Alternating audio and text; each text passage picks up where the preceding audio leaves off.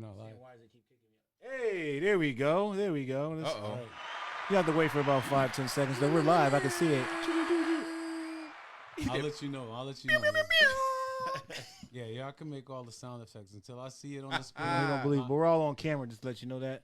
Okay. So look your best, smile. All right, we live. Okay, all right. Believe. We live, baby. We live, ladies and gentlemen. Oh man, I'm so excited about tonight. Yeah. This is our first motivation off, a showdown, like no other on the Manhood Tree podcast. My name is Abdul Rahman bin Muhammad. By the way, across from me we have Alonzo Lee Beckett. Listen, we brought in two guests tonight who their main goal tonight is to provide motivation. Yes, sir. We have two individuals who are known in our community for being able to inspire people to live the life of their dreams, to go after their passion, their hunger, and their drive. We have people who are here tonight who take the motivation game very seriously. And so what we decided to do is have a motivation off. I'm thinking back and forth, tick and tock, until one of them just gives up and doesn't have anything else to say. Oh my goodness! You know, we're gonna try to be respectful tonight, but we really want your best work. I mean, we want you to really say something tonight that is gonna get our listeners encouraged. And ready to go out there and handle the world. This is very important. This is not just a motivation off where we're going to be talking about dreams and all that stuff. This is specifically for men. Come on. I want you to talk to the men in our community, and I want you to encourage and inspire the men in our community in whatever way we want. So first, let's do our introductions. Okay. I always go to my right first. I'm gonna give him a little deference. You know, he is the executive director of the Dream Support Network, an organization that I happen to have started. So I'm gonna go to this young man first. Why don't you introduce yourself so that people know who you are? Good evening, everyone. It is such a privilege and a joy to be back on the Manhood Tree podcast. Okay. To know that my good brother Malik Champlain asked for me to be on brings me great joy. Yeah. Ask is a polite word, but all right, we'll use that. Okay. All right. You know, I'm just keeping it positive. I love it. It's not wrong. We love positivity. It's positivity. Over to my left, we have, of course, Malik Champlain. I'm going to let him introduce himself, but I wanted to say that, of course, we know Malik is a man out in the community handling business, making things happen. And, I mean, tonight, this is going to be, I just feel it in the air. I feel the positivity. I feel the good vibes. So why don't you introduce yourself, Malik? Yeah, I'm Malik. I want to smoke Champlain. Oh! You feel me? So I just want to be clear. We came to get it in tonight. We came to make sure we get this sparring session right. So I'm ready to get it going. All right, so What are our rules here? These are the rules. Our parameters. We're gonna go back and forth. Okay. Is there a time thing on it? You gotta at least go for a minute. A minute. Okay. You know what I'm saying? We'll make sure we give him a minute. But you can go longer. No, we have to have. We're gonna start off with the way we're gonna start off is we're gonna let them have their opening little points, and I'll jump in if I need to jump in to give them a direction to go in. But I want us to start off tonight where we talk. You know what? Yeah. Since we're doing the Manhood Tree, I feel like we should start off with the 6 hoods. Come on. I feel like you guys should talk about each one of the hoods. Give a message specifically for somebody in a specific hood. So just in case you guys don't remember the 6 hoods, you have neighborhood, you have boyhood, you have teen and young adulthood, you have brotherhood, fatherhood, and manhood. And those are the 6 hoods. And so when we want to start off, we're going to start off with neighborhood. I want you to give I want you to specifically give a motivation for your neighborhood. And then I want you both to give a motivation for Hartford, because that's where we are right now. So you're from the Bronx, and you're from New London. Is that where you? No, you're Brooklyn. You want to go to Brooklyn? What do you want to do? We're going to rep Rose City today. We're going to rep Rose City. Okay. Rose City. We're going to rep Rose City. Okay. And so And then we're gonna do Hartford because we're in Hartford. You got to shout out Hartford. Yeah. And then after that, we'll give a message specifically to a little boy out there that might be listening. A mother might have something for a little boy. Then we're gonna go give something specifically for a young adult. And then we're gonna go to the men out there. Then we're gonna go to the fathers out there. So you got to keep on reminding me as each one comes. I'll keep you up. I like that. I like that. Same here. Same I'm the here. timer. All right. I'm the timer. All right. So, yo, this is not about me talking, because if I end up needing to get in on this, that means y'all ain't doing your job. You know, I'm over here. I'm trying to. Don't make that face. You know how you do. No, you know how he does. No, I'm not. Yeah. No, I'm not. You know how he does. I'm not getting in on this. But if I have to, I will. I will. But for right now, pick a number between 1 and 10, and this will determine who goes first. First. First is your number? First. Okay, he just wants to go first. I'm going first. Yeah. Okay. Cool. So I'm I'm the doing timer. neighborhood, I'm the right? timer. We doing neighborhood. Put your hands together for Matthew. Hold on. I'm the timer. I'm gonna have Siri do the timer for us. Okay? At least a minute, but if he goes over, it's fine. Hey Siri, set timer for 67 seconds. Motivation. Matthew Rivera, neighborhood. Let's go. So I come from a neighborhood by the name of Fraternal Order of United Minds, One Body. Whenever I think about my neighborhood, that is exactly what my neighborhood exemplified. And that was something that was instilled in me from a very young age, because one thing I always appreciated about how we operated in our neighborhood is we always took care and protected one another. Yeah. So from the youngest of the young to the oldest of the old, we were all united minds, one body. We lived that. We embraced that. We embodied that. And one of the reasons why I really appreciated it is because no matter what was going on out in the other neighborhoods, and no matter what everyone else was doing, whenever there was problems going on between myself and another person or other two people, we would handle it together as a group. Right. And as I think about the manhood tree, and I think about neighborhood, and I think about united minds, one body, I think we as men need to take on that sort of energy as well. Because it can be so easy for us to want to fight against each other in public. It can be so easy for us to build enemies with one another. But there is great power in unity. There's great power in coming together. There is great power in us being able to handle what we got going on. Because at the end of the day, your neighborhood is all that you got. When you are growing up, that is where you are learning how to move, where you are learning how to live, when you are learning how to carry yourself.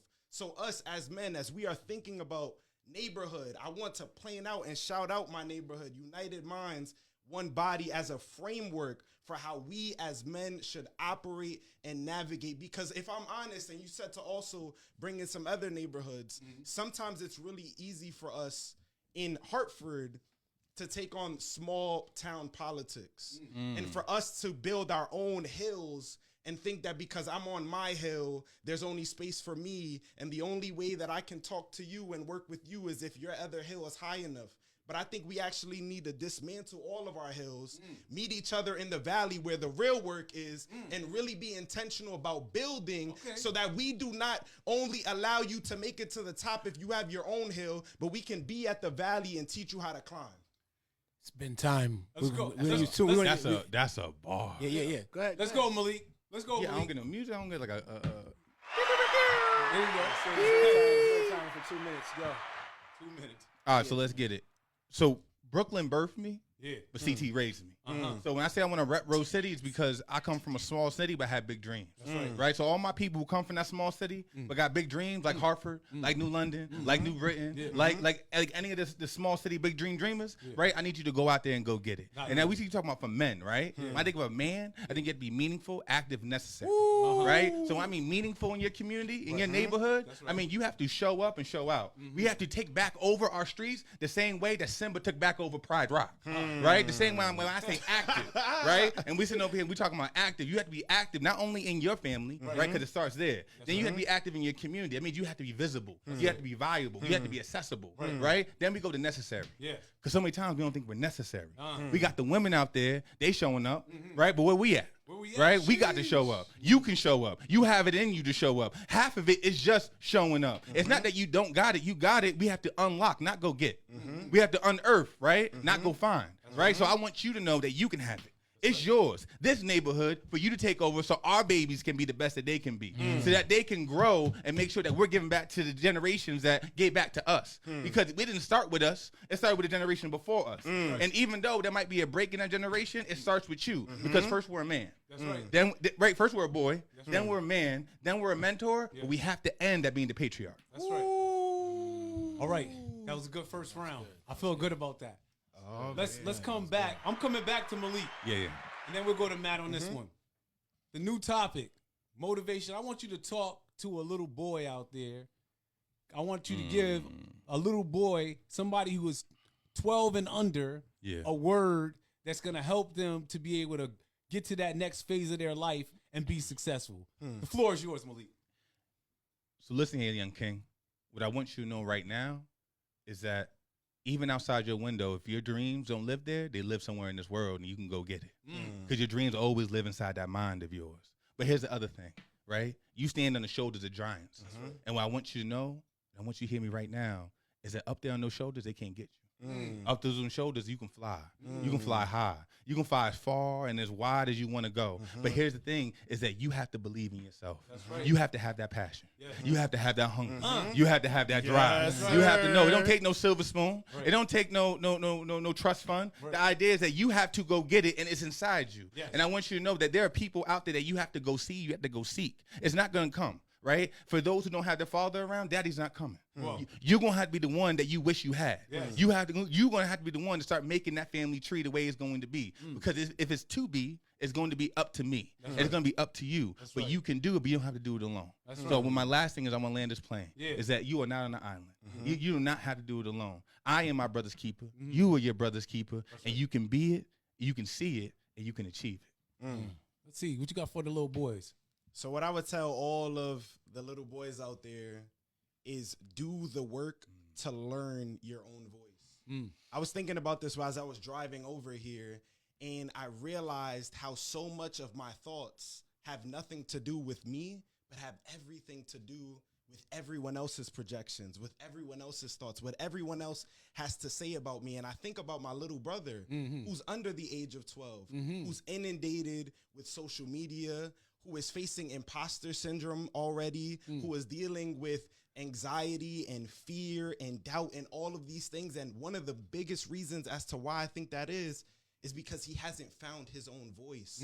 So I think one of the things you really got to get to do for my kids that are 12 and under is spend that time in the mirror and talk to yourself first. Really be able to listen to yourself and actually look at yourself in the mirror as you are speaking so that you can feel the power of your voice. You can feel the vibration on your chest. I want you to put your hand on your chest and feel the vibration as you speak. Feel that, because that is your source of power. Because one of the things, as you will grow to become a man, they are going to try to find ways to silence that voice. They're going to try to find ways to augment that voice. And that is a really big word that really just means try to take what you got and try to make it like this. But I want you to be able to build and develop a voice that will allow you to enter into rooms that when you speak, people want to listen to you. When you speak, people want to follow you. When you speak, people want to invest into whatever it is that you are seeking to do. And I promise you, if you do this work of developing your voice, if you do this work of learning your voice, if you do this work of silencing the voices of others so that you can be really good with yours, it is endless what you'll be able to do with it. Your voice is your power. Never stop dreaming. Okay. That's a shot. That was a shot. I think that was a shot at you. Is that me? That's a shot. No, he's not bringing me in. He's not bringing. This not a shot. Why did he say that? He just had to say. He looked at you and said, he heard you playing some music like he was disrespecting me. He's like, never stop dreaming. No, let you know. Just want to let you know. No. That's all it looked to me. That's all it looked. I'm standing on the sideline. I feel very comfortable over here. All right. So we're going to teens and young adults. Teens and young adults. So you can spread your message out. You could go specifically for the teens, or you can spread it out for all the way to teen to about 30 years old. These are people that 13 to 30 that we got a message for. Now that they're a little bit older, they have a little bit more life experience. They're going through a little bit more. Teen to 30. We're gonna start with you. You're right in that mix. These are your people. The floor is yours, Matt.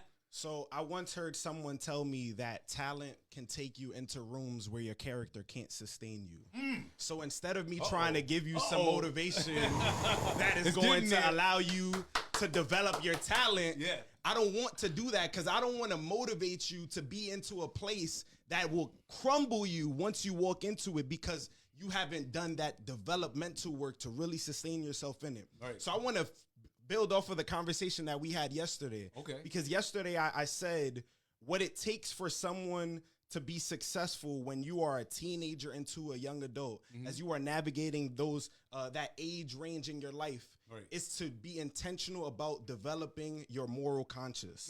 And you can do this two ways. The first way that you can develop your moral conscience is having people around you that are continually showing you right from wrong. That's right. Good from bad. That's right. People that you can watch and see them doing the work. People that you can watch and see how they are moving and navigating this world when nobody else is watching. I want you to really be intentional about surrounding yourself with those people, because as you begin to do so, you'll begin to learn within yourself, what is your moral conscience? What do you believe to be good? And what do you believe to be bad? Because secondly, I want you to start practicing your moral conscience. And I want you to be intentional about doing those same things that you saw. And what will happen is, as you are watching other people be good, and as you are being intentional about doing good things, you will come to places in your life where it is up to you to be that. And it is going to be that compass, that conscience that is going to anchor you when you face the inevitable things that comes along with being a teenager and a young adult. Peer pressure. Peer pressure. You'll be able to say, nah, I can't do that. I know that this might make me look cool, but it's stirring something inside of me that's making me like, nah, I can't do that. Right. You'll be intentional about building a path that will allow you to be able to leave seeds behind for other people to join you when everybody else is trying to go in this direction, because you have that anchor, you have that compass, and you have that guide. So again, I'll say it really simply in 30 seconds. Surround yourself with people that will allow you to develop your own moral conscience, and then be intentional about practicing it so that you can then fight off the urge of succumbing to peer pressure. The floor is yours, Malik. Ooh. What I would say is this. Note takers are money makers. So I first want you to know that, right? Like, if you are a note taker, that means you must be learning something. So you got to be learning stuff. So you need to make sure that God gave you 2 ears and 1 mouth. That's right. So in that, let me give you something that I learned between that same age. So for me, what I'm going to tell you is the rule of 10,000. Right? So first thing is that you had to spend 10,000 hours doing something for mastery. That's right. Right? We get that from Robert Greene, the Mastery, the book. We also get that in Outliers by Malcolm Gladwell. Right? So go ahead and read that. That's right. But when I say is that the 10,000 hours, that we understand whether we're talking about Kobe, whether we're talking about President Obama, right? The idea is that you have to be 10,000 hours in that talent and that skill and that thing that you're great at, so that you can go and be great at that thing. But here's the thing. What is greatness? Greatness is not perfection. Greatness is small things done exceptionally well over a long period of time, right? It's this idea that you're not that special, that you have to go get it, that you have to go apply yourself every time. That motivation's like bathing. You got to do it every day, right? So the idea here is that when I say 10,000 is that you have to get it when no one's looking. You got to get it out the basement. You got to get it out the mud. You got to do it in the kitchen. Wherever it's at, you have to do it when there's no cheerleaders, right? So then the second 10,000 is this. The idea is that you have to go out and understand that there were 10,000 people that poured into you. So I give you a Maya Angelou. Maya Angelou says you might be one person, but you represent 10,000. When I say that is because every room you belong in, every boardroom, every classroom, every operating room, you belong in, right? So I say that because when you walk in that room, it's not just you, it's 10,000 people for that blood, sweat, and tears before you. That's right. That DNA before you. Because you have to understand, from the coast of Africa to the streets of Harlem, black people have always been and will always be great, will always be brilliant and resilient. You have to understand it's in the fabric of who we are, right? It's in the fact that the people who came before us, they made it say you have the right to do these things. You had the right to the 13th Amendment, to the 14th Amendment, to the 15th Amendment. Let's go back. You have the right to the 13th Amendment, the ending of slavery. You have right to the 14th Amendment, which sat there and gave you the idea that you're an American citizen. You have a right to the 15th Amendment that gave you the right to vote, right? So then when we go ahead and we go to the last 10,000, is that if you think for 1 second it's all about you, it's not. That's right. Because the other part is that God gave you 2 hands, one to give and one to receive. And that given hand, you have to understand that 10,000 is your job. It is your legacy to go out there and give to 10,000 people. I love it. Right? So you have to go and be the go-giver, not the go-getter. Mike. Man. Okay. Okay. I need this tape so I can listen to it more. You can always go back. This is on Facebook. This is the first edition where we're gonna have subscription. We charge for the subscription. After this, you have to pay. Listen, so we halfway through the 6 hoods. We got brotherhood, fatherhood, and manhood left. I want to let that simmer for you for a second. Brotherhood, fatherhood, manhood.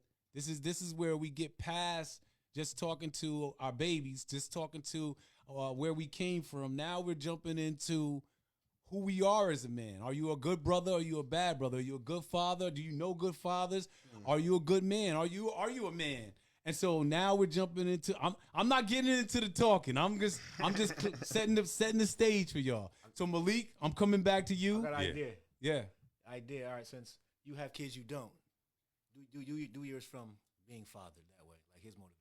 Well, look, he might have an angle already. It's like that angle. I just want to hear that angle. Because he has kids, he don't. I know.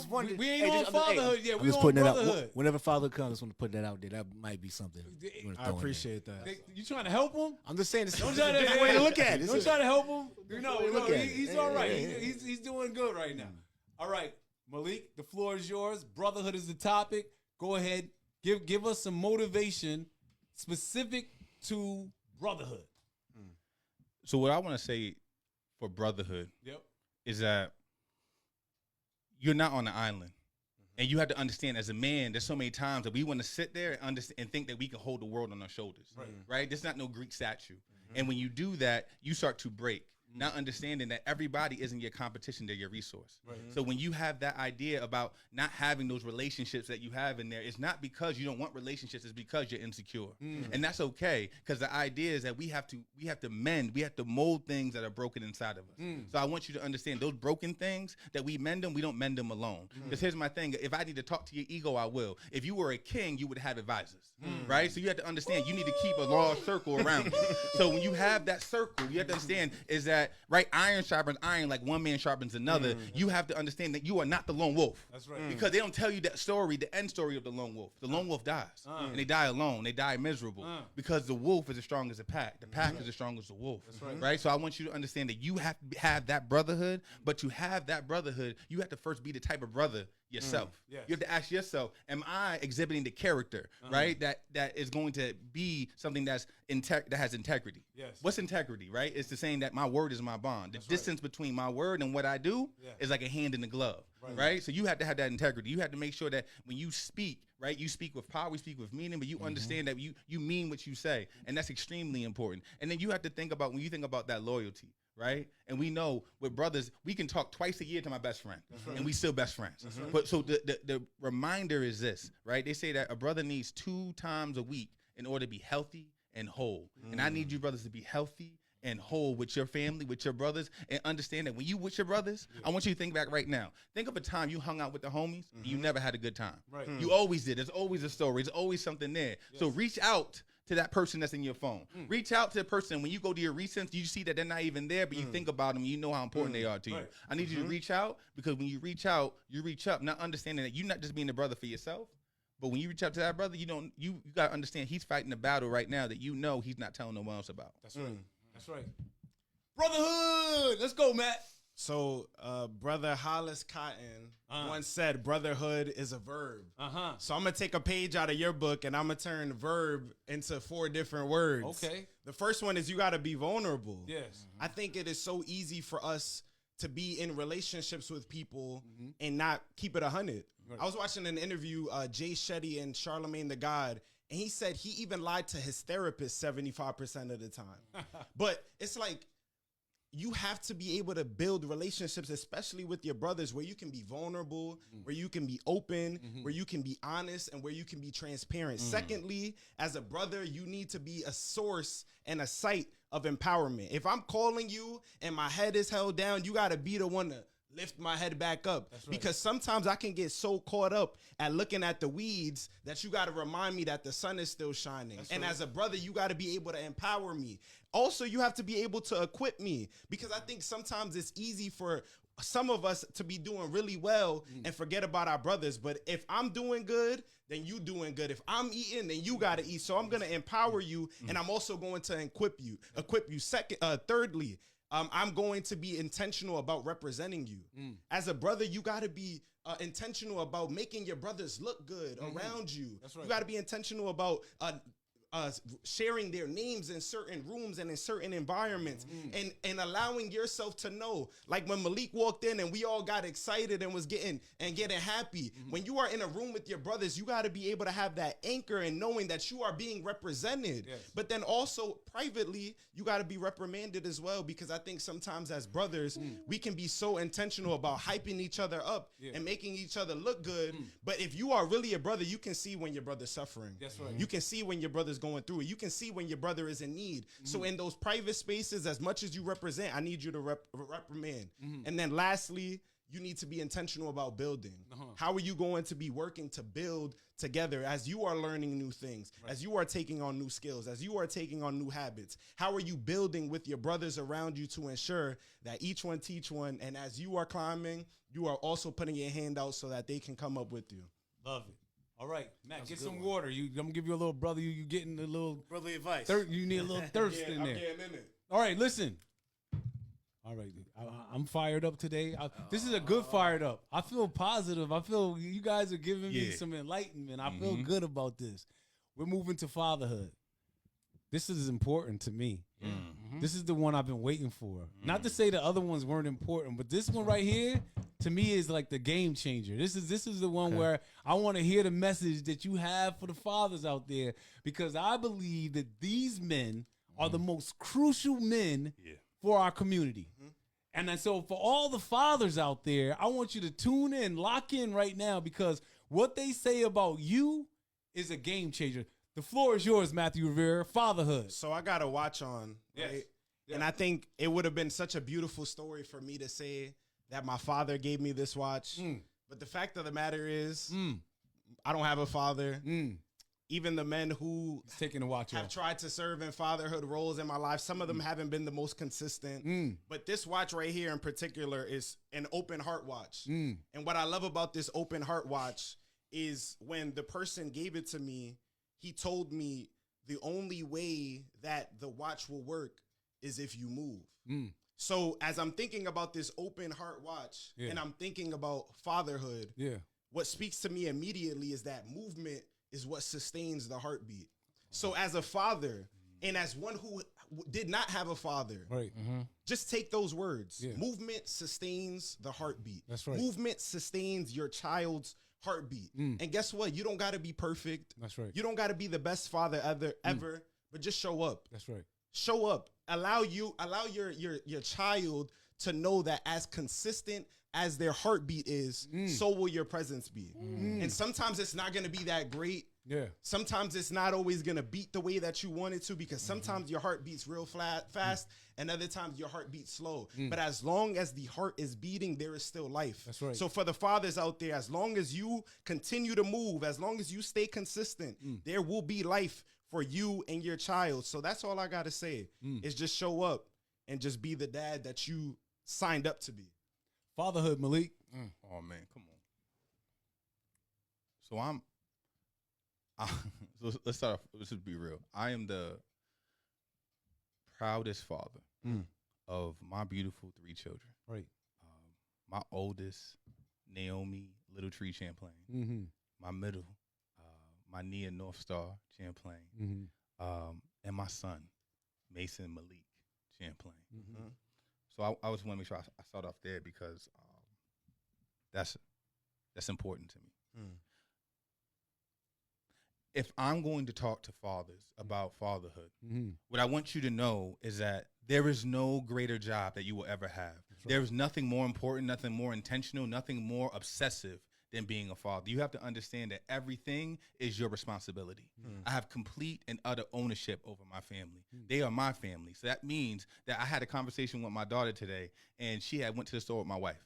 And they had went and they were fighting with my son, and they had opened some Skittles up, and she started eating some Skittles, Skittles that my wife wasn't gonna buy. Right now, my wife had said something to him, but my daughter had said, my other daughter said something to me and said, "Hey, told me about the situation." So when I talked to her, right, you have to understand that like it's not always love. It's this idea that I'm training them because the goal is that when I'm gone one day, right, when the good Lord takes me, the idea is that you have to be able to survive and take care of yourself. Like, this is training day, right? So when I looked her in the face and I told her, "You are a Champlain," right? You think I care about your first name? I don't, right? It is your last name that you care about. When you leave this house, I give you something proud to wear, right? When you go somewhere and people see you, they say, "You're my child," right? And because you're my child, you get things. Because you're my child, people smile, people see you, and they expect things. And I expect things. And one thing that's not going to happen, right, is that you're not going to be stealing. You're not going to be lying. You're not going to be none of that, right? Because you wear my last name. You a Champlain, right? And when you walk around here, that means something, right? So that intentionality, that idea that, right, I'm your father. I am responsible for teaching you this. And if you are doing things outside of that, that is my fault. So what I'm saying is that the intentionality is that all of it's your responsibility. My wife, my responsibility. I remember one time she had came home and the car didn't have oil in it, right? But she had came home a little late, 9:30, 10 o'clock at night. So I went to go get into the car the next morning. I'm huffing and puffing because there ain't no gas in it.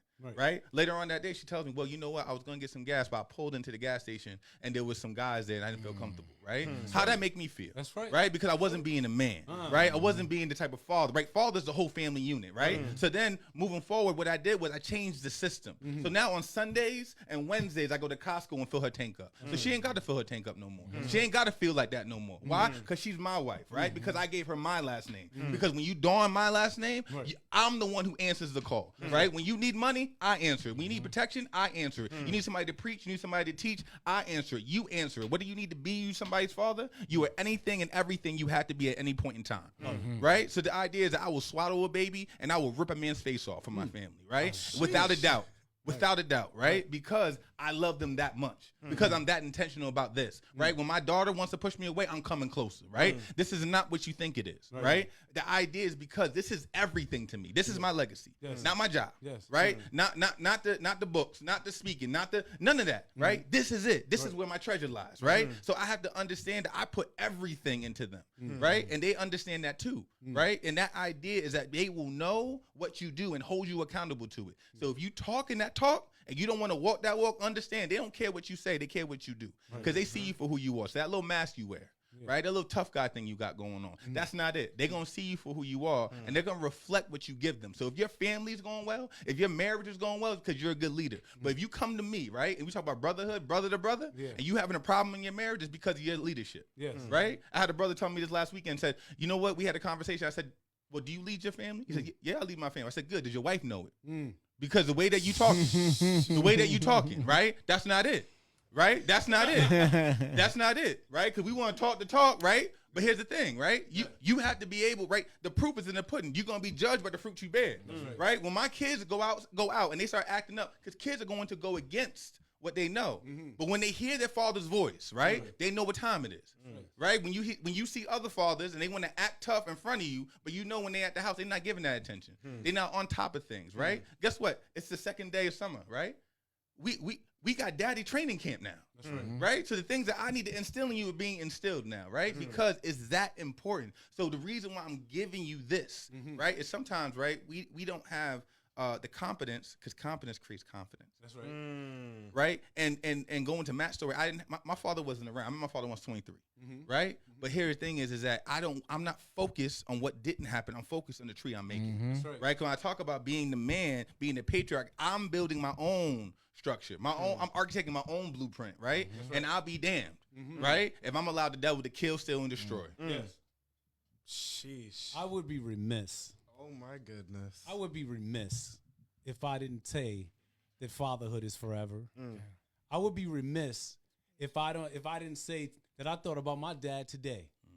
I would be remiss if I didn't tell you guys that half the things, maybe 60% of the things that I do with my kids, I stole all these ideas just from my dad. I would be remiss to tell you, some of you guys are thinking you're waiting till your kids turn 18. You're saying when they get out 18, I'm gonna put them out this house and they're gonna go out in the world and they're gonna make it. They're gonna survive on their own. No, I want to remind you that fatherhood is forever. That you're gonna have to help your children. You're gonna have to give them some money. You may need to keep that bedroom ready for them to come back home and stay with you. Times are a little bit different now, and I want you to put on that role. This is not a role that we only do for 18 years. This is a role that at 50 years old, I wish I could have my dad with me right now. At 50 years old, I wish I could talk to him. I wish I could laugh with him. I wish I could get a hug from him. I desire his love. And so I want you to know that your children at 50 years old, at 60 years old, at 100 years old, they're going to be looking for you. If you're a good father, if you are a really good father, when you're gone, it'll be like you're still here. Sometimes your kids will be wanting to do something they're not supposed to do, and they will remember you, and they will remember what you said, remember what you taught them. If you're a good father, if you have put things into them and reminded them of who they're supposed to be. Malik spoke of a name. I am a Muhammad. We are building the Muhammad legacy. We are doing something that is going to last for our lifetime. We are going to do something that has lasted for generations after generations. I have a son. One thing about being a father, one thing about being a man, you can have daughters, and daughters are important, but one day those daughters are going to be married to somebody else and take on somebody else's name. But my son, who today broke his car, and who picked him up? His father. My son, who is 270 pounds, 6'2", 270. And you know what? I hug him like he's a baby bear because I love him. And I want him to know that there's somebody that when the whole world turns against you, there is one person that will always love you, always care for you, always see the best in you, always know that you have greatness in you, always know that there's more that you can do, always. There will never be a time, there will never be a moment, there will never be a time where you have to worry about if somebody cares and loves me. Fatherhood is forever. And I'm telling you guys out there, when you start taking it that seriously, when you start looking at it from that perspective, your kids will always know they got a home. They will always know they got somebody who's thinking about them, working for them, doing for them, and that person is you. Fatherhood is forever. Let's keep this thing moving. I had to get in on that. You know, I just wanted to get a little piece. I just want a little piece. A little. Listen. Now we're gonna wrap this thing up. Your own pie. We're gonna be the supernova. We're gonna wrap this thing up because see, one of the things that I always say, I do a lot of work working in the system. I work with DCF and all that. And when we talk about fatherhood, people like fatherhood. But I'll tell you what they don't like. They don't like no man. They don't want to deal with no man. And so I feel like it's important, and you guys can hear my voice. I'm here now.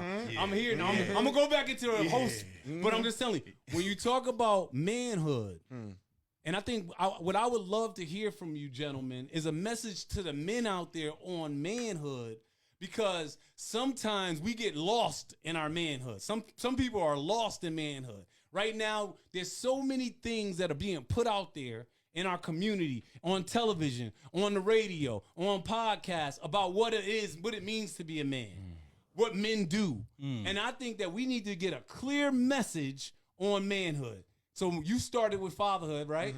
So Malik, the floor is yours. Let's get it going with manhood. So like my brother Fred Hampton said, I don't think I'm gonna die in no car wreck. I don't think I'm gonna die slipping on no ice. I don't think I'm gonna die because I have a bad heart. See, I'm gonna die doing what I was born to do. See, I'm gonna die high off the people. I'm going to die for the people because I live for the people. I live for the people because I love the people. See, you can murder a revolution, but you can't murder a revolutionary. See, you can murder a liberator, but you can't murder liberation. See, you can murder a freedom fighter, but you can't murder freedom. See, you can murder a motivator, but you can't murder motivation. See, you can murder a black man, but you can't murder black excellence. So what I'm saying though is this, right? Getting into my talk with that is that with manhood, let me bring it back down to you is that no one cares, do it anyways. That's it. Like I'm gonna start from there. Like no one, like when you come from that, like that idea that like there is a way in which the world's going to tell you something, but as a man, you have to understand that I have to be 100% accountable for my actions and the things I do, and even the way in which people come towards me is that you have to have a level of stoicism. You have to understand what is within your control and what is not within your control. But whatever is within your control, you put all of your energy and all your might into that, because the beauty is this, because is that as a man you can manifest, right? As a man, you have to have the plan. And when you have the plan and you manifest and you put the work into what that plan is, right? That thing is going to happen. But you have to make a decision to be that man. You have to be MAD. You have to make a decision, right? You have to follow one course of action until success. You have to focus, right? So when I'm here with you is that as this thing about manhood is that you have to understand no one's going to give something to you. You have to take it. You have to take it. And the other thing is that most things that happen in your role being the man is that you are naturally a leader. And being a leader, things are not going to come with consensus, right? So that idea, sometimes you're going to be talking with your wife, you're going to be talking with your team, you're going to be talking with your partner, you're going to be talking with people, and they want you to go left, and you know you have to go right because right is the right way to go because you have the vision to go that way. So here's my thing is you can't let nobody tell you or make you feel less than you are. You have to understand that idea of who you are. You have to dictate to people who you are, right? You have to go into rooms and make sure that your confidence comes from the inside, not from the exterior. It comes from this idea that you're not to throw affirmations to yourself just in the mirror. The idea is that your confidence comes from this stack of evidence that you have from not quitting, from pushing through, from understanding. It's not about the fact that you can throw a punch, the fact that I can take a punch, right? So when I go into a situation, the idea is I know one thing. I can take a punch, but most men have never took a punch, right? So the idea is this. Everybody has a plan till they get punched in the face, right? And guess what? When I get punched in the face, my plan don't change. Right? The idea is that I'm here to weather the storm. And I want you to know that you can weather the storm. You can go ahead and get those goals and dreams that you have, but you have to be able to ask yourself, what am I doing right now? How am I maximizing my time? But as a man, you have to go and say, this right here is that it is, if it's to be, I say it again. If it's to be, it's up to me. That's right. And if it's up to you, you have to know that that it is within the palm of your hand to go ahead and make it happen. But as a man, nothing else works in your life. So that partner you are in the business, that partner you are to your spouse, that father you are, if you are not right, right? If you are not doing right for yourself, you have to understand no one else is going to do better for you because the world is not designed that way. It's not designed to take care of you. You have to make sure that if I take care of myself, if I make sure my sword is sharp, right? If I'm getting the right rest, if I'm going ahead and make sure I'm getting my massage, I'm making sure I'm going ahead and I'm talking to my therapist, I'm making sure I'm going ahead and make sure my mental is right, then I can go ahead and be the best version of myself for everybody else I need to be there for, right? So the last thing is we're not asking for a less of a load. I'm helping you so that you get a stronger back. And the reason why you need that stronger back is because that weight's not going nowhere, right? It's stacking on top, but you getting stronger and stronger, and you can carry it, and you can carry it better. Oh my goodness. Manhood, Matt, hit him with it. What you got? So I think I've discovered who I am as a man in crisis.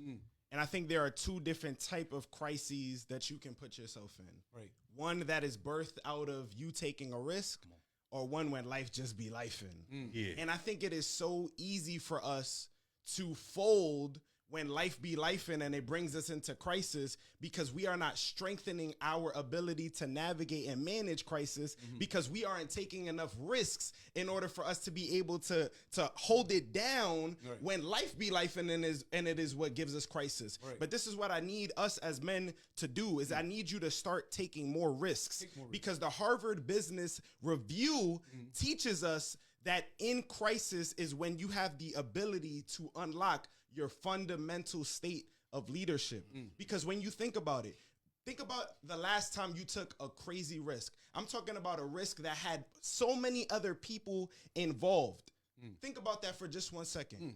I promise you, in those moments, that was when the best you came out. That's right. Because you made a decision that you were going to take this risk and do everything in your power and then some to make sure what you said was going to happen was going to happen. So as a man, I need you to continue to strengthen your ability to manage crisis by continuing to take those crazy, bold, insane risks that people may not think is going to be reality, because as you continue to do that and as you continue to grow more comfortable in your ability to take risks and deal and weather its respective crises, then when life starts lifing and other people around you need you to step up as a man, you've already prepared and trained yourself for this. Because I wish I could say that there's gonna be sunshine and rainbows all the time. I wish I could say that it is always going to be a rosy bed of ease, but it's not. That's right. But your ability to navigate and weather the crises that come from life as a man will first be birthed out of your ability to handle it, out of you taking your own risks. Because let me end and say this: when those bright lights shine, it'll either shift you into another gear or leave you stuck like a deer. I'll say that one more time. When the bright lights shine, it'll either shift you into another gear or leave you stuck like a deer. That's right. And it is up to you to do that work in the dark of taking risks with its accompanying crisis, that when the light shines of life and its crises, you're going to shift into another gear, get that dog out, and make it happen. So I gotta just Back up, just go ahead. gotta add. I want to make sure I'm adding something, right? Just because, like, when you hear greatness, right, it motivates you, right? And we have a crisis right now with men. Okay. Right? Speak so the on idea, it. the crisis that we have is that we on have so many men that have been domesticated and living passive lives of man. desperation inside. Right? And the idea is that we have to unlock and unleash that lion within you, right? You were not meant to be in the zoo, right? You were meant to go out and hunt. You were meant to eat what you kill, right? And this idea is that you have to be that way from the inside out. So I'm here to give you permission because you apparently need it, right? The idea is that you have that greatness, that dream, that goal of being the type of man you want to be. It is going to happen if you're willing to make it happen. So my thing for you is that it's one day or it's day one, right? It's one day or it's day one. So like when I talk to my son, it's always day one. It's never someday, because we here to take things, because dudes is soft nowadays. And if you come in with that heat right now, the idea is that you have to be consistent. The heat is consistency. The heat isn't just motivation. It's having that discipline to go, guess what? I'm gonna keep coming Monday, Tuesday, Wednesday, Thursday, every day that ends in day. I want it. I want it more than you want it, right? The idea is that I don't want the extra head start. I don't want the edge. I want to line up, and I want to make sure that you can see me take this from you. I want to know that you want it like I want it, and then I'm going to go take it from you, right? Because you got to go ahead and take what's yours. Tap me back in. Go ahead, Matt. You know what's so crazy? If you type in the wrong word into your iPhone long enough and you continue to click that this is the right way to spell it, this is the right way to spell it, this is the right way to spell it, even though every single time it's telling you that it's spelling it wrong, eventually it will start to think that the wrong word is spelled the right way. And let me tell you the wrong word that people keep spelling. Tell it to me. The right word that people keep spelling the wrong word every day. What is that? As men, there are so many people that are out there that keep on saying one day, one day, one day, one day, one day, and every day series like day one, day one, day one, day one, day one. But you have clicked autocorrect, each and every time, to the point that Siri don't even remind you that it's day one anymore. And you built a life of comfort and ease where the signs even given up trying to teach you that you are not doing what you need to do. So I'll tell you this, it's time for you to start reorienting your life from one day back to day one, and then day two, and then day three, so that Siri and its respective signs of life can get back on your track and you can actually walk into your greatness as a man.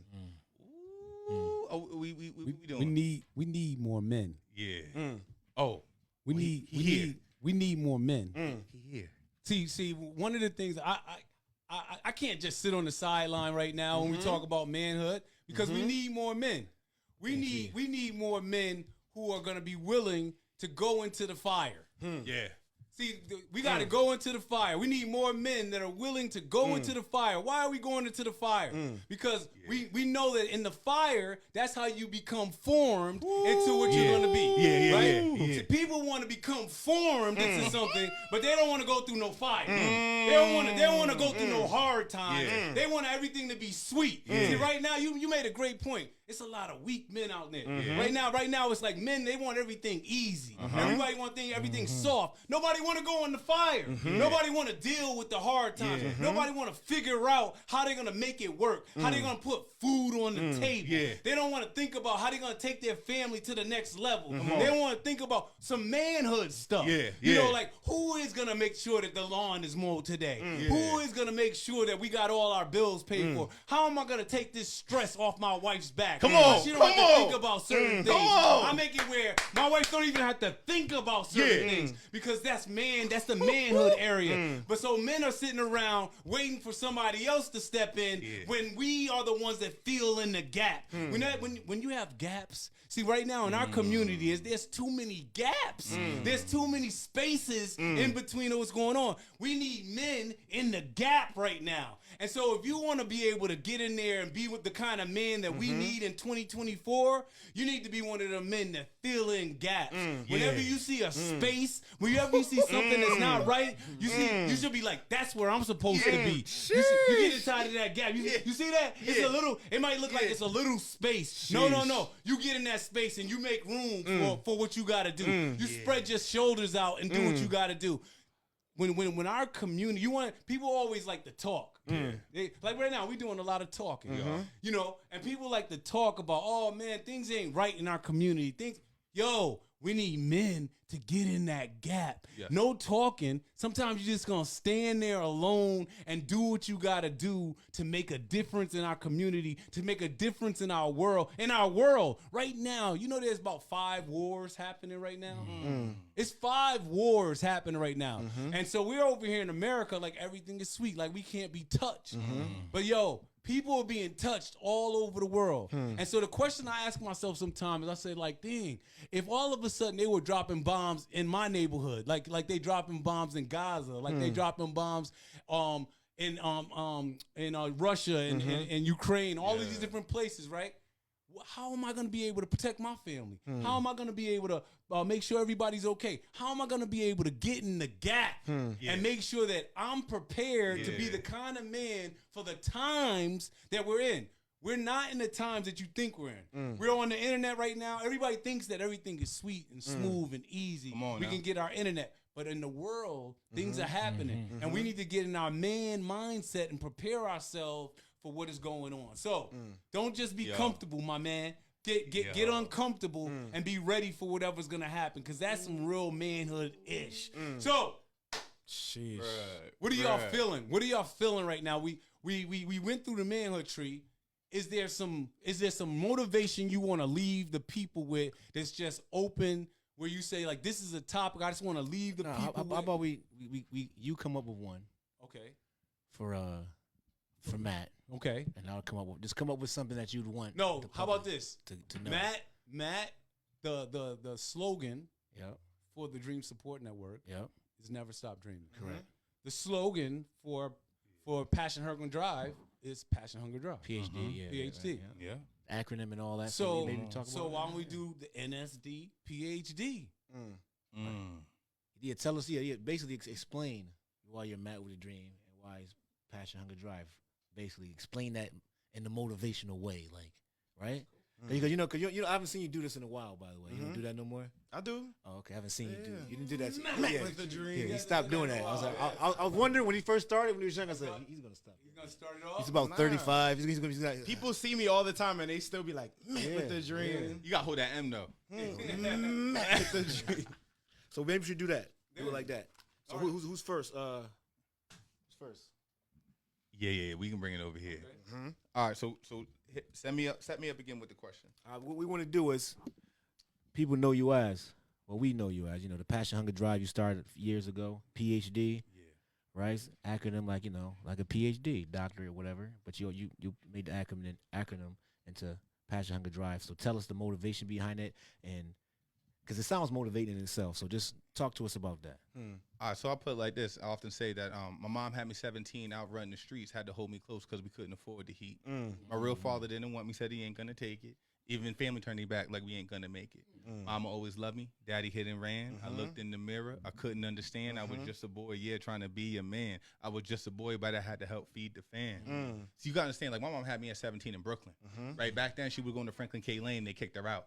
And when I'm only saying that because her story is connected to my story. Because when she got kicked out of there, she also got kicked out of her house, and she had to hold us together. Right, she had to figure it out. And that time she had to figure it out because my father wasn't around. And because my father wasn't around, right, there were things that happened to me throughout my childhood that shouldn't have happened if he was, right? So when I think about passion, hunger, and drive, you have to understand my mother is my passion, right? When I talk about passion, I'm talking about the thing that pulls you, not pushes you, right? This thing, passion's like gravity, right? There's this thing that that pulls you towards it, that you just know I have to go get it, right? And understand that in life, so many times people have bought the toy, but the passion wasn't included, right? So the idea is that you have to have passion when you have it in life, because you can't be the Walking Dead. I've seen too many people be that. When I talk about like my story, right? I didn't say my first word till I was 4. Spoke with a stutter for 10 more. Back then, I remember everybody who laughed kicked me when I was down, and the tears I cried. Because before I had the passion, hunger, drive, I had pain, hatred, and destruction. And when I talk about pain, hatred, and destruction, it was an internal, right? When I looked in the mirror, I didn't like why I looked back, right? Because I grew up in a family where no one looked like me, right? You had to understand. I'm looking at Matt. All my brothers look like Matt, right? So like they didn't have the same hair as me. They didn't look like me. They looked like their father. I didn't know what I was gonna look like. I had the imposter syndrome, and I kept hoping and wishing my daddy was gonna come. I kept playing the victim. By playing the victim, right, that anger built up into me. So when I talked about, we didn't do a lot of talking. We talked with our hands, right? So we got it cracking. And that idea was the pain came not just from my friends, not just from society, not just from growing up in Section 8, not just from being like I lived in the hood. I lived in the hoods in New York.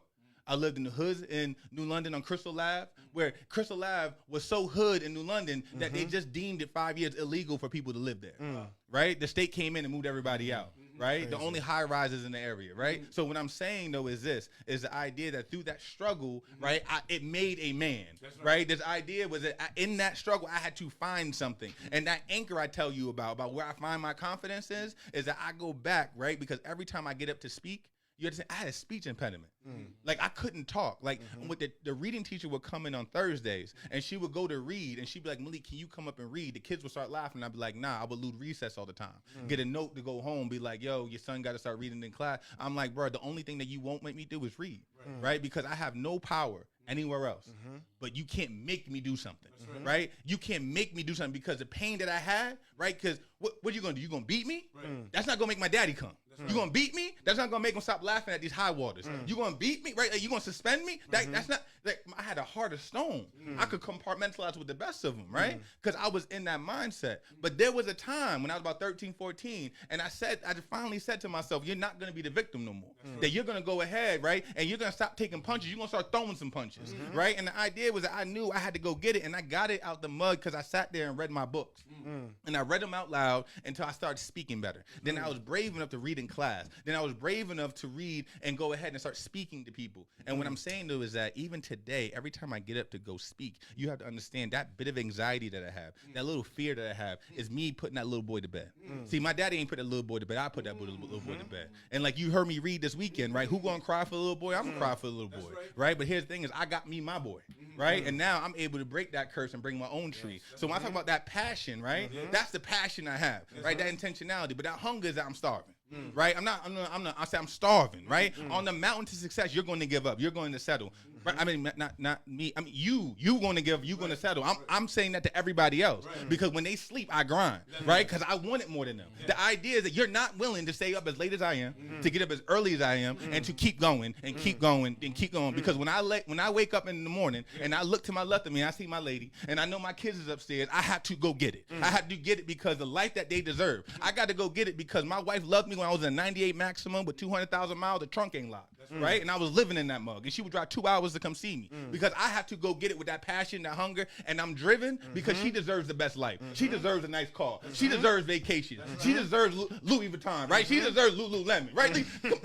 I'm just keeping it real. She deserves everything. That's right. Because as a man, I make sure they have, right? I take care of me, but I make sure they have first. I make sure I understand what my treasures are. And that idea, when I talk about that passion, that hunger, that drive, is that I keep that on my home screen, not in some file, right? I keep that right in front of me every morning, understand that they are the most important thing to me. And when I have that PhD and I'm working at that, you can't be a better husband than me. You can't be a better father than me. You can't be a better partner than me, right? Because I am the very best of myself, and I'm better than everybody else because I will not stop applying that pressure because I want it. I'm 39 years old, and I won like I was 19 years old. I love sheesh. You got a question for him? How do I even Well, follow Matt, that? you're Matthew with a dream. I don't know what you're gonna do. How do I You're mad with a Should've dream, went first. first. You're mad with a dream. You got to tell us, Goodness.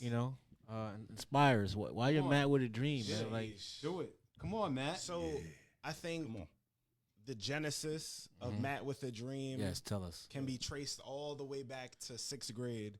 I tell this story quite often, so some people probably know it. Yeah. But I remember when I was in 6th grade, I was getting in trouble. My grades were not that great, and I was just following all of the crowds. Right. And I remember when my mom came into parent-teacher conference, she heard everything that all of the teachers had to say, and then she was like, no way, that's not my son. My son is this, my son is that, my son is smart, my son is talented, my son is disciplined. She was saying all of these beautiful things. So, of course, I'm sitting there like, it's late. I'm not in trouble. Right. They're the problem, not me. Yeah. And then when I went home, I realized, although I was in the clear, I embarrassed my mom because all of the things that she was saying about me, but I wasn't actually living up to it. Right. So it was on that day, that night, that I made a decision that I was going to be the first in my family to graduate from college. And it seemed like a crazy dream. It seemed like there was no way that it was actually going to happen because I didn't even have people in my neighborhood who had even went to college. I couldn't see it for myself. I didn't have the exposure to it. But the great equalizer when you don't have exposure is having an unrelenting desire to pursue that dream. So that dream anchored me when I was in 6th grade. And I remember in 7th grade when I had switched my grades completely over and I had 90 plus averages. I remember when we got our thick high school books, and I don't know if it's still like that anymore, but you would get a thick high school book when it was time for you to apply to go to high schools. And I remember when I got it, I didn't even talk to my mom about what schools I wanted to go to. I didn't talk to her about what schools she thought would be the best for me. All I remember was grabbing it, skipping right over the Bronx section because I knew I didn't want to go to high school with anyone I went to middle school with. Because for some reason I was able to learn, even though I didn't have the terminologies, for the ways in which the system makes sure that we in the Bronx and other impoverished communities don't have the quality education that we deserve. For some reason, because I had that dream and I didn't have the exposure and I didn't have language, for some reason, I knew that wasn't going to get me to my dream if I stood in the Bronx. Right. So I went and I applied to school in Manhattan. I remember going to school that was an hour away, and I went on the train each and every day. I would get to school early and I would stay late. And I was intentional about building that up. So when I was in high school, I had 90 plus averages. And then I remember when I started playing basketball, that's when I really started to learn about discipline. And I started to learn about how to organize myself. That's when I really started to discover my voice. And I remember when the season had ended after my junior year, I started getting bored because it was just because I had so much free time and I was so used to grinding and working and hustling and going out and getting it. So that's when I took on my first job. I started grinding on that job. I would even work off the clock just because I just loved to work that much. And that's when I was really learning a lot of the principles that a lot of people see today in me. Right. And I remember this one day in particular where I was the only one that was employed in my household. I had fallen out of love with basketball. And my mom never told me to do this, and she's probably gonna call me if she ends up seeing this later. Yeah. But I made a decision that I was gonna quit the basketball team so that I could grind and make enough money so that I could help out around the house and make sure that our family was good. Yeah. Wow. So I remember I would go to school from 8 to 2:30, and I would get on the train for an hour. I would sleep. And if you're a real New Yorker, you could fall asleep and wake up at your stop. If you fall asleep past your stop, you're not from New York. Right. I would wake back up at 3:45. I would run to work. I would work from 4 to close. I would get home. I would do my homework, and then I would wake up and I would do it again. And I did that my entire senior year. So then when I came to college, it was easy because I was taking all of my classes at 8 a.m. My homework was done by 1 and my friends were still in class. So then I started grinding and finding opportunities on campus. Then in my sophomore year, that is when I met this amazing gentleman, Mr. Abdul Rahman bin Muhammad, Dream Chaser Infinity. And I remember going up to him and telling him that my dream was to get involved in the community, right? Because you're talking about never stop dreaming. First, my dream was to graduate from middle school and go to a high school in Manhattan. Then after that, my dream was to be the first one to go to college. I went to Trinity College, which is one of the greatest institutions in the country. You should have added that when you was dreaming. That's crazy to... You went to Trinity, not like Assumption. Not saying it's bad, but it's a little difference, you know? And I remember when I got there and I was sitting in the car with my mom, I told her, I was like, this is a 4-year business trip. I'm going to handle my business and I'm going to make it through. But I had no idea how it was going to happen. But again, I had that dream that anchored me, the same dream that anchored me when I was in 6th grade. So when I met Abdul, he started putting me in position, giving me opportunities, exposed me to a plethora of other mentors who I started to glean from and learn from. And they just started to cultivate a lot of those things that I was just working on in the dark and helping me to see a lot of what was living in me. So when that happened, I started taking my dreams to a whole nother level. I remember when COVID hit and I was 3 months getting ready to graduate. I had no idea what was going to happen next. I had a dream that I wanted to make the Dream Support Network my full-time job, and Abdul put me in position to be able to do so. And that was a blessing, and I'm super grateful. But I remember, because you gave me that opportunity and put me in perfect position to be able to do it, I remember showing up to the office every day like, I got to get here before you get here, and I got to leave after you do. I don't know if you remember, like, even on Memorial Days, I used to, like, find pride in being the only one that was here in the office. Like on the 4th of July, I'll be the only one that's here in the office. And I would literally just be in the office, just typing out emails, cold emailing people, building out workshops, doing a whole lot of free stuff, showing up. Showing up has been critical to who I am as Matt with the Dream. Just showing up. That's right. Literally. I won't put figures and numbers on it, but a lot of what I got was birthed out of me just showing up. Literally showing up. Showing up with Abdul. Even when Abdul was like, yo, I need you to come here. And it's like, well, damn, I don't. And then boom, just showing up, making it happen, right? So that is what continued to develop me as Matt with the Dream. And then when the whole ministry side started to form and shape, I applied that same thing, and I continued to just go out and pursue the things that I wanted. And I remember when I walked into my call to ministry, I knew that I wanted to first enter into a season of preparation. Yes. And I remember when I was getting ready to apply, I said, nah, I'm going to Yale. And so many people were like, what? Yeah. You're going to try to go to Yale? No, you should apply here, and oh, you should do this, and oh, you should do that. I was like, nah, I'm going to apply to Yale because I know that I'm going to get into Yale. And if I don't get into Yale, I'm going to figure it out. Right. And what did I do? I applied with 2 weeks to spare.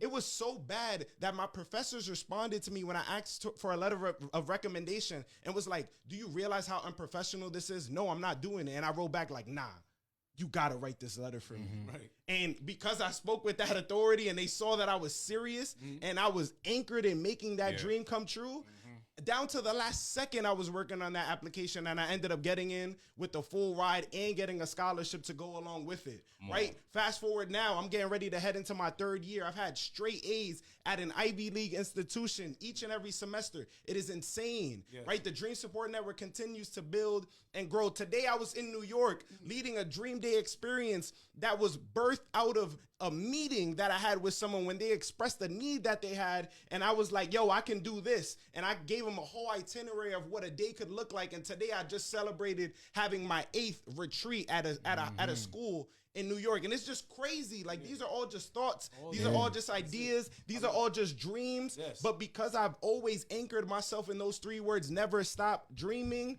I have been intentional about not only never stop dreaming, but also making sure that I live out my dreams as well. So when I think about those words, never stop dreaming, in light of who I've become as Matt with the Dream, I think that it requires you to be so crazy to dream, but then also be so crazy to ensure that your words, your actions, and everything that you are doing are in alignment with the crazy ideas that you have until you see it all into fruition.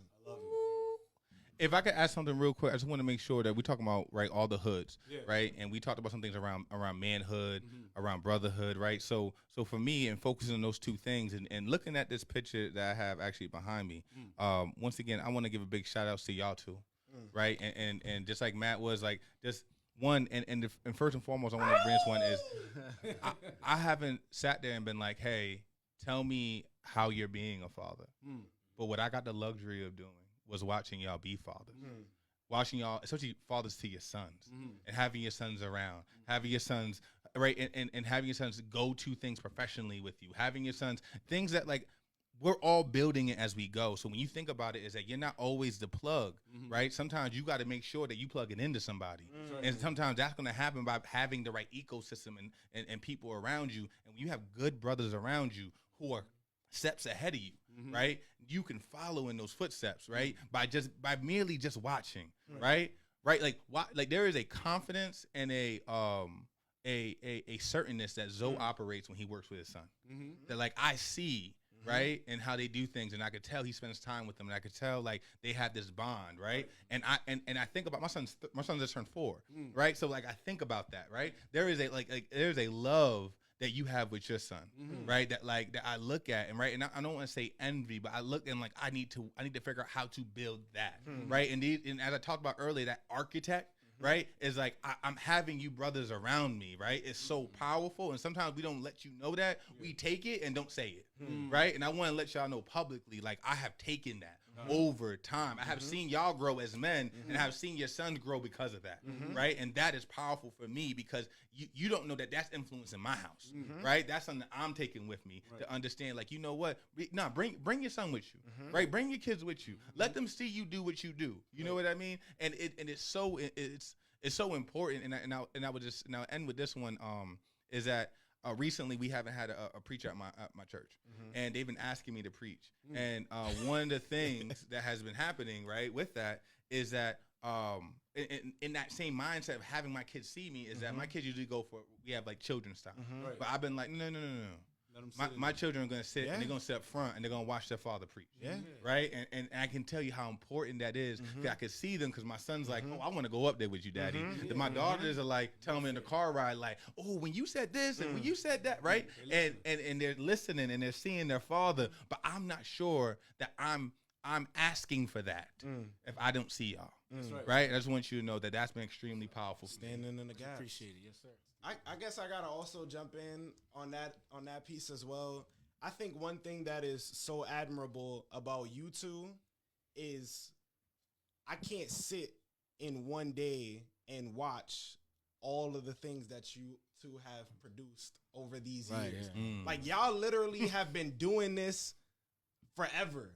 Right, like hearing you, right, and the cards, the cards that you used to give out back in the days, and hearing about you selling like poetry books, the things that you used to do in like the early days of My People, or even like you watching the videos when you would do the street interviews, when you were he was using the videos back in the day. When you were like doing music videos, when you were at like the clubs, when you were doing all of those things, and it's like even now, like 20 plus years later.